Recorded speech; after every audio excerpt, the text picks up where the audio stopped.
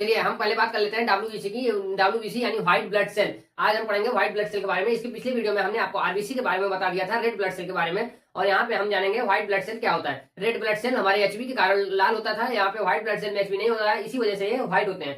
तो इसके बाद हम जान लेते हैं कि इनका शेप क्या होता है। तो इनका शेप इन सेलुलर होता है, यानी ये जो है अनिश्चित आकार के होते हैं, इनमें कोई आकार नहीं होता है। देन हम इनका न्यूक्लियस जान लेते हैं कि इनके अंदर न्यूक्लियस पाया जाता है, यानी हमारे डब्ल्यूबीसी से हमारे डीएनए और आरएनए की पहचान हो सकती है। न्यूक्लियस आरबीसी में न्यूक्लियस नहीं पाया जाता था और यहाँ पे न्यूक्लियस पाया जाता है, इसलिए हमारे डीएनए और आरएनए की पहचान डब्ल्यूबीसी से हो सकती है। इसके बाद प्रोटेक्ट फ्रॉम डिजीज, यानी ये हमारे शरीर में रोगों से रक्षा करते हैं, रोगों से हमारे शरीर को बचाते हैं।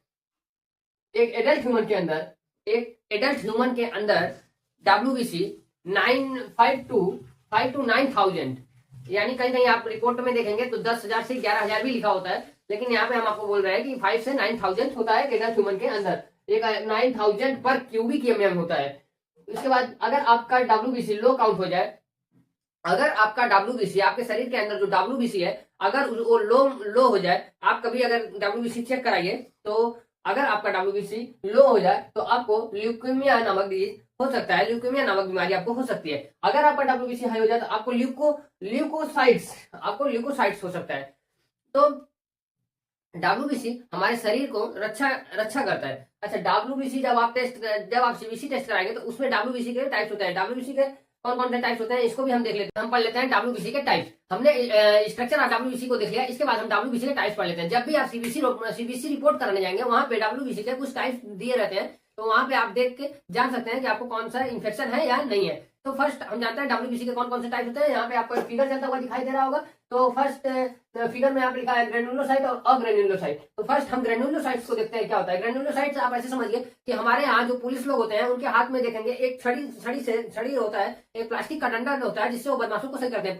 पुलिस को तो कम, लेकिन होमगार्ड के पास आपको ज्यादा देखने को मिलेगी। होमगार्ड लोगों के पास एक छड़ी होता है जिससे वो लोग लोगों को सही कर देते हैं। देखेंगे पुलिस से पहले होमगार्ड जो है लोगों को एकदम सही कर देता है। पुलिस तो बेचारा चुपचाप शांत एकदम खड़ा रहता है। उसी तरीके से ग्रेनुलोसाइट होता है। ग्रेनुलोसाइट हमारे शरीर में जर्म को खत्म करता है। और अग्रेनुलोसाइट क्या होता है? अग्रेनुलोसाइट पुलिस तो होता है लेकिन उसके हाथ में डंडा नहीं होता है, उसके हाथ में किसी बदमाश को सही करने का उसको अधिकार नहीं होता है। तो अग्रेनुलोसाइट क्या होता है? ये बॉडी में सिर्फ इम्यून सिस्टम को स्ट्रांग करते हैं।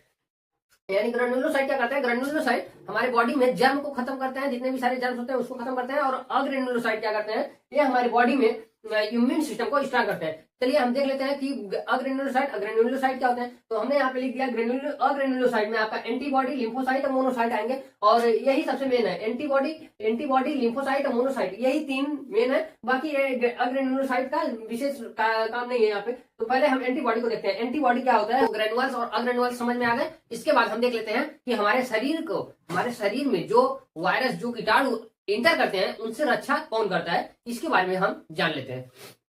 तो फर्स्ट हम देख लेते हैं कि अगर हमारे शरीर में कोई मच्छर, वायरस या कुछ भी हमारे शरीर में इंटर किया तो उसको बचाएगा कौन, उससे हमारे शरीर को रक्षा कौन करता है। तो चलिए एक चीज हम देख लेते हैं यहाँ पे। फर्स्ट एंटीबॉडी क्या करता है? एंटीबॉडी बीएसएफ होता है, हमारे शरीर का रक्षा प्रोटेक्ट करता है। एंटीबॉडी ही प्रोटेक्ट करता है। मान लीजिए आपके शरीर के अंदर कोई कीटाणु, कोई वायरस गया तो सबसे फर्स्ट देखता कौन है? एंटीबॉडी। एंटीबॉडी देखने के बाद वो बोलता है इधर, तो पहले एंटीबॉडी ही देखता है। और वो अकेले नहीं, देखने के बाद वो अकेले नहीं है कि वो लड़ने लगता है, ऐसा नहीं है। उसके बाद वो जो है जाके बताएगा लिम्फोसाइट से बोलेगा भैया उठिए, चलिए एक वायरस आ गया है हमारे एरिया में।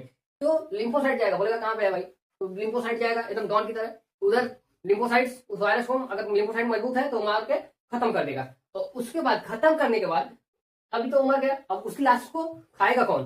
तो उसकी एंटीबॉडी जाता है सीधा मोनोसाइट के पास। मोनोसाइट को बोलता है चलिए हम लोगों ने मार के खत्म कर दिया, उसको खाइए। तो एंटीबॉडी से मोनोसाइट क्या करता है? उसको खा के खत्म कर देता है। इसलिए मोनोसाइट का आकार बिग होता है, बड़ा होता है। मोनोसाइट का आकार क्या होता है? बड़ा होता है।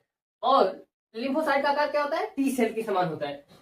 यानी अच्छा, अगर आपको एचआईवी वायरस आपके शरीर के अंदर घुस जाए तो आप किसी को बोल भी नहीं पाएंगे कि एचआईवी वायरस जब घुसेगा तो आपको इसमें लिम्फोसाइट, पहले तो लिम्फोसाइट ही मर जाता है। अब एंटीबॉडी तो देख लिया कि एचआईवी घुस गया, लेकिन वो लिम्फोसाइट से बोलेगा, एचआईवी बोलेगा लिम्फोसाइट से क्या उठिए, लेकिन लिम्फोसाइट तो मर गया है तो उठेगा नहीं। तो एचआईवी वायरस और कैंसर ऐसी बीमारी है जिसमें हमारा लिम्फोसाइट ही मर जाता है। अब न्यूट्रोफिल, बेसोफिल, इस्नोफिल और बेसोफिल ज्यादा इनका कुछ खास काम नहीं है, लेकिन इनको भी, ये भी हमारे शरीर में क्या करते हैं, न्यूट्रोफिल का काम क्या होता है, ये फाइट करते हैं हमारे शरीर में रोगों से लड़ते रहते हैं। और इस्नोफिल का काम क्या होता है, इस्नोफिल काम क्या है, तो न्यूट्रोफिल का काम होता है ये बैक्टीरिया से फाइट करते रहते हैं। इस्नोफिल का काम क्या है, इस्नोफिल का काम होता है एलर्जी और पैरासाइट से काम करते रहते हैं। और बेसोफिल का काम क्या, रिएक्शन क्या होता है कि ये एलर्जी में रिएक्शन में हेल्प करते हैं, बताते हैं। तो कभी कभी आप देखेंगे कि आपका न्यूट्रोफिल, बेसोफिल और इस्नोफिल और एंटीबॉडी, लिम्फोसाइट और मेरोसाइट आपके सीबीसी रिपोर्ट में अगर बढ़ जाए तो लोग बोलते हैं आपको इन्फेक्शन हो गया है। तो सीबीसी रिपोर्ट से बेसिक पता लगाया जा सकता है कि आपको कौन सा बीमारी हुआ है। अगर सीबीसी रिपोर्ट बढ़िया से आप जान ले तो आपको यहीं से सब पता लग जाएगा आपको इन्फेक्शन हो रहा है या नहीं हो रहा है। आपको समझ में आ गया। हमारे एंटीबॉडी क्या है, एंटीबॉडी हमारे शरीर का बीएसएफ है। बीएसएफ हमारे शरीर को क्या करता है, प्रोटेक्ट करता है। एंटीबॉडी, अगर आपके शरीर के अंदर कोई भी वायरस इंटर करता है तो सबसे फर्स्ट कौन देता है, एंटीबॉडी। एंटीबॉडी देखने के बाद अपने एरिया में किसी को आने नहीं देता है, एरिया में नहीं आने देता तो किसको बोलता है, लिम्फोसाइट को। लिम्फोसाइट जाके डॉन की तरह उस वायरस को खत्म कर देता है। उस वायरस को, अगर लिम्फोसाइट मजबूत है तो खत्म करेगा ही, तो लिम्फोसाइट खत्म करता है। फिर उस वायरस की लाश को कौन खाता है, उस वायरस की लाश को खाता है मोनोसाइट। यानी मोनोसाइट खा खा के फिर बड़ा हो जाता है। कोई भयानक वायरस जैसे कि एचआईवी अगर आपके शरीर के अंदर इंटर हो गया तो सबसे फर्स्ट आपका कौन, लिम्फोसाइट ही मर जाता है। और लिम्फोसाइट मरने के बाद आपका एचआईवी आपको ही खत्म कर देगा। Thank you. नेक्स्ट हम पढ़ेंगे प्लेटलेट।